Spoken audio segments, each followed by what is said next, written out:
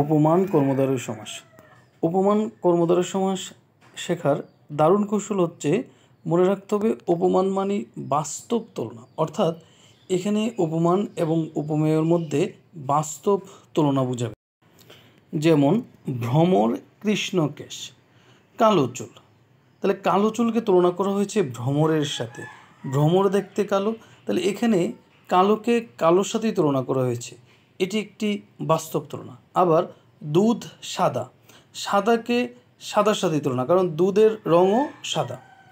ঠিক একইভাবে অরুণ রাঙা, এখানে রাঙা মানি লাল, অরুণ শব্দের শাব্দিক অর্থ লাল, তাহলে লালকে লালের সাথে তুলনা করা হয়েছে।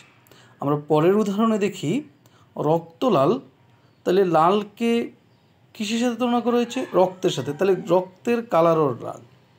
ঠিক তাহলে এই উদাহরণগুলো হচ্ছে বাস্তব তুলনা। আবার তুষার শুভ্র, তাহলে সাদা কিসের মতো সাদা? তুষারের মতো সাদা। ঠিক বরফ সাদার উদাহরণও একই, যে বরফ দেখতে সাদা। আবার মিশ শব্দের শাব্দিক অর্থ কালো, তাহলে কালোকে কিসের সাথে তুলনা করেছে? মিশের সাথে। ঠিক কাজল দেখতে কালো, কালোকে কালোর সাথেই তুলনা, কালো কেমন কালো? কাজলের মতো কালো। ঠিক বজ্র কঠিন, কেমন কঠিন? বজ্রের মতো কঠিন। একইভাবে আরও কিছু উদাহরণ, বরফ শীতল, শীতলকে বরফের সাথে তুলনা, আমরা জানি বরফও শীতল। আবার কঠিন, লৌহ একটি কঠিন পদার্থ, ঠিক সেভাবে লৌহ কঠিন বোঝানো হয়েছে। কুসুম কোমল, কুসুমের মতো কোমল, কোমল শব্দের শাব্দিক অর্থ নরম, এখানে কুসুমের সাথে তুলনা করা হয়েছে। একইভাবে শশব্যস্ত, শশকের ন্যায় ব্যস্ত, তাইলে এখানেও উদাহরণ ব্যস্ততাকে খরগোশের সাথে তুলনা করা হয়েছে।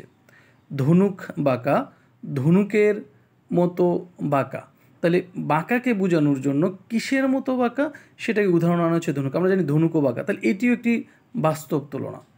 আবার শঙ্খ ধবল, সাদাকে তুলনা করা হয়েছে শঙ্খের সাথে, তাহলে কিসের মতো সাদা? শঙ্খের মতো সাদা।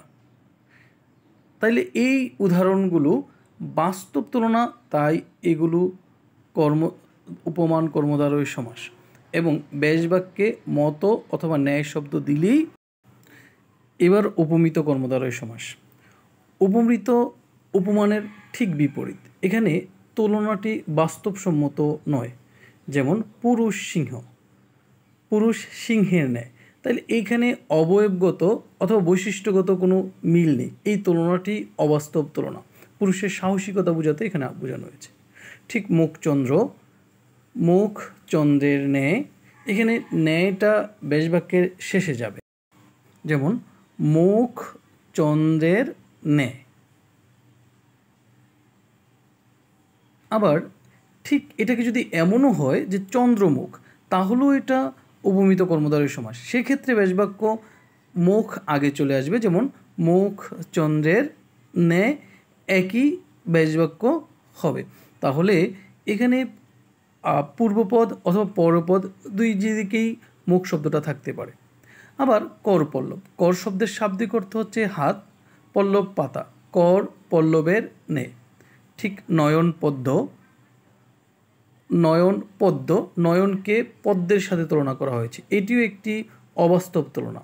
আবার পদ্ম আখি, একই কথা, যে পদ্ম আখির ন্যায়।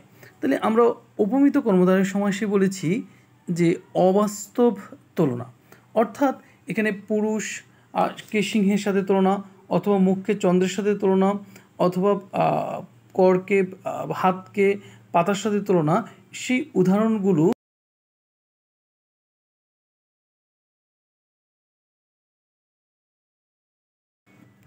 ধন্যবাদ সবাইকে।